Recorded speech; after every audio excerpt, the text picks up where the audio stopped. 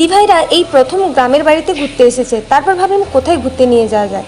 তারপর হঠাৎই সবাই বললো যে চলো আজকে রাজবাড়ি দেখে আসা যাক। তারপর সবাইকে নিয়ে বেরোতে বেরোতেই প্রায় 7:30 বেজে গেছে, অন্ধকার হয়ে গেছে।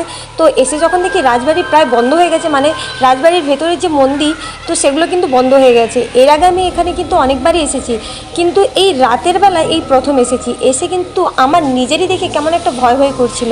এই রাজবাড়ির কিন্তু অনেক নাম রয়েছে, যারা মেদিনীপুরের তারা কিন্তু অনেকেই জানে পচেটগড়ের রাজবাড়ির কথা। তো এখানে এসে আমি আগে এসে যতটা না ভয় পেয়েছি, এখানে কিন্তু এবার এসে আমার ভীষণ ভয় লাগছিল। সত্যি কথা বলতে কি, চারদিক যেভাবে অন্ধকার ছিল, তারপর সমস্ত দরজাগুলো বন্ধ হয়ে গেছে। দেখতেই পাচ্ছ দরজাগুলো কেমন।